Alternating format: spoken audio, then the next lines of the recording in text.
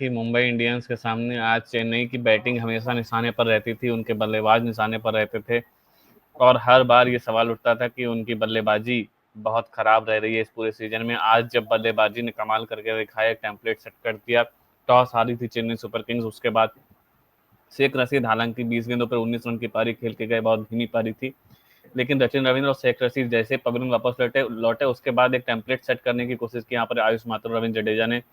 रविंद्र जडेजा चौथे नंबर पर आए, मैं तो कहूंगा उन्होंने अपने आप को जस्टिफाई किया, भले बाद में उन्होंने अपने स्ट्राइक रेट को बेहतर करने की कोशिश की। शिवम दुबे तो कह सकते हैं अच्छा कमाल करते हैं, वो 176 रनों का जो स्कोर यहाँ पर स्कोर बोर्ड पर टांगा था वो कम नहीं था, लेकिन बहुत ही खराब गेंदबाजी आज देखने को मिली चेन्नई सुपर किंग्स के गेंदबाजों की तरफ से।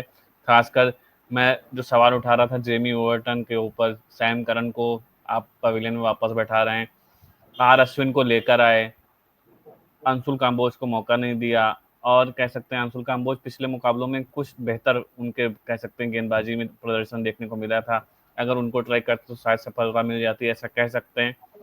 वहीं जेमी ओवर्टन ने 5 वाइड बॉल फेंकी आज पूरे मुकाबले में, साथ ही उनका इकोनॉमी रेट लगभग 15 के करीब था। तो मुझे लगता है जेमी ओवर्टन से ज़्यादा सैम करन पर भरोसा जताते तो वो उनके लिए पहले भी काम कर चुके हैं। और अंशुल काम्बोज, मुझे लगता है आर अश्विन अगर उतना कमाल नहीं कर पा रहे हैं, उनके कह सकते हैं उनकी वो रिदम नहीं दिख रही इस सीजन में, तो ज़बरदस्ती उनके एक्सपीरियंस को काउंट करते हुए अंशुल काम्बोज जैसे एक युवा खिलाड़ी को, और जिस तरीके से उन्होंने सीएसके के लिए परफॉर्म किया, उनको मौका देना चाहिए था, यहाँ पर लैग कर गए। और अगर ऐसी गेंदबाजी रही तो चेन्नई की हालत और खस्ता होने वाली है, क्योंकि पॉइंट टेबल में इतना नहीं, सबसे नीचे तो हैं, अब इससे नीचे नहीं जा सकते आई थिंक सो।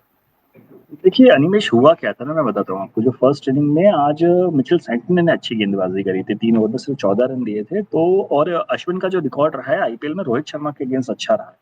तो उस पर्टिकुलर मैचअप के लिए आज अश्विन को प्लेइंग 11 में उतारा गया था इंस्टेड ऑफ अंशुल कंबोज, और अश्विन ने 4 ओवर में 25 रन दिए, विकेट नहीं लिए बट रन भी कंसीड नहीं किए।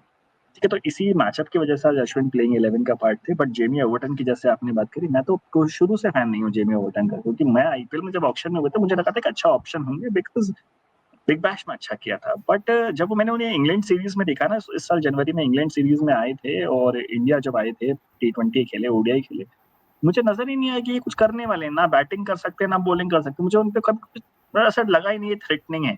और उनको अब आप सैम करन के ऊपर खिला रहे हो, क्या रोल खिला रहे हो, मुझे समझ नहीं आया। बैटिंग से क्या कंट्रीब्यूशन हमने देखा नहीं, बॉलिंग से तो मार ही खा रहे।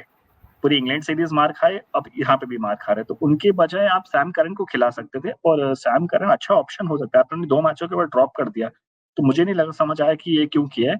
और मुझे उम्मीद है आपकी जेमी ओवर्टन का तो ये आईपीएल सीजन अब खत्म हो गया, इसके बाद उन्हें प्लेइंग 11 में जगह नहीं मिलेगी। अगर आपको खिलाना है आप सैम करन खिलाइए, और आप चाहें तो फिर आप डेवाल्ड ब्रेविस को लेकर आइए। और मैं चाहता हूँ कि आप डेवाल्ड ब्रेविस को लेकर आइए, और अगर आपको सैम करन को खिलाना तो आप मे बी पथिराना को शायद आप ड्रॉप कर सकते हैं, बिकॉज पथिराना का परफॉर्मेंस इस आईपीएल बहुत इनकंसिस्टेंट रहा है, बहुत ज्यादा वाइड दे रहे बहुत हैं, महंगे बहुत ज्यादा आज वो भी पिटाई हो शायद साबित हुए, 3 रही वाइड बॉल उनके उनके कोटे से भी निकली हैं, और सिर्फ कह सकता हूँ 10 गेंदों में 3 वाइड बॉल और 20.40 का इकॉनमी रेट, बहुत ज्यादा महंगे साबित हुए।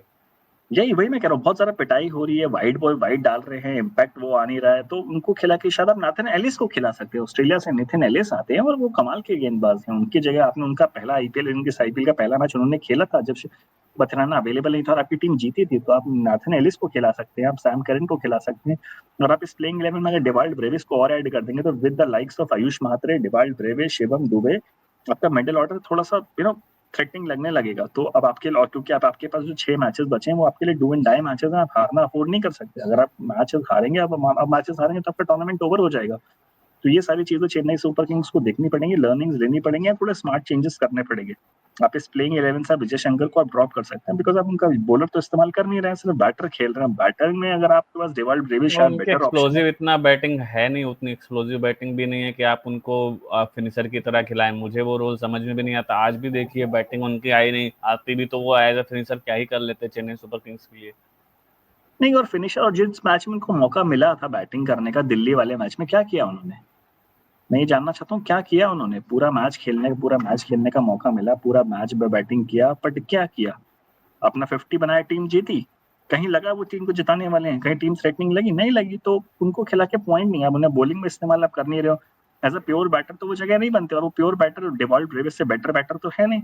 तो आप उन्हें ड्रॉप करके डेवाल्ड ब्रेविस को लाइए और जेमी ओवर्टन को ड्रॉप करके आप अंशुल कंबोज को ले आइए इस प्लेइंग 11 में, तो आपकी प्लेइंग 11 थोड़ी और ज़्यादा बेटर हो जाएगी। आप चाहें तो सैम करन को लेके आ जाइए, पथिराना को ड्रॉप करिए तो बैटिंग में और डेप्थ आ जाएगी, आपका एक बॉलिंग ऑप्शन भी होगा। तो ये आपको चेंजेस, डबल चेंजेस जो है आपको करने पड़ेंगे और आपके पास अब ज़्यादा वक्त रहता नहीं है कि आप सोचे कि अगले 2 मैच और इन प्लेइंग 11 प्लेस करके फिर चेंजेस करेंगे। आपका टॉप ऑर्डर अभी सॉर्टेड लग रहा है, शेख रशीद हैं, रचिन हैं, आयुष महात्रे हैं, फिर आप नंबर 4 पे डेवाल्ड ब्रेविस खिला सकते हैं, शिवम दुबे, जडेजा, धोनी। तो आपका टॉप 7 सॉर्टेड है। आपके पास सैम करन का एक अच्छा ऑप्शन आ जाएगा जो फिनिशर का रोल प्ले कर सकते हैं। फिर आपका बॉलिंग ठीक है, आज का एक ऑफ डे आप उसे भूल जाइए, बट आपका एक ऑफ डे समझ के भूल जाइए और आने वाले मैचेस में अपना अच्छा परफॉर्मेंस दीजिए, क्योंकि जो आपका अगला मैच है अब वो सनराइजर्स के अगेंस्ट है और उनकी भी हालत कोई खास अच्छी नहीं है सनराइजर्स की। तो वहां से और आप अपने घर में खेलेंगे, आप चेन्नई स्वामी हुआ, आप चिपॉक में खेल लेंगे, अगले दोनों मैचेस आपके चिपॉक में। तो आपके पास एक मौका होगा कमबैक करने का, क्योंकि आपके पास पहले सनराइजर्स है और उसके बाद पंजाब है। पंजाब की बैटिंग भी थोड़ा स्ट्रगल कर रही है रिसेंट मैचेस में, तो आप कमबैक कर सकते हैं। और जो टीम की नैया डूब रही है उसे ऐसा चाहिए कि 2 ऐसी टीमें मिल जाएं जो थोड़ी सी इनकंसिस्टेंट हैं, उनके अगेंस्ट खेलने का मौका मिल जाए, तो इससे बेहतर चीज हो भी सकती है। और चेन्नई के पास अब वो मौका है, तो यहाँ पर आप 2 अच्छे चेंजेस करिए, अपने थोड़ा सा प्लेइंग 11 में और बैलेंस लाइए। और कप्तान धोनी है, अब मैच की उम्मीद कर रहे थे ना धोनी से कि ऋतुराज से नहीं हो रहा, धोनी मैजिक लाएंगे, और धोनी ने आपको एक मैच जिता दिया चलो पिछला वाला, बट आप जो 6 मैचेस है वहां पर मैजिक करिए।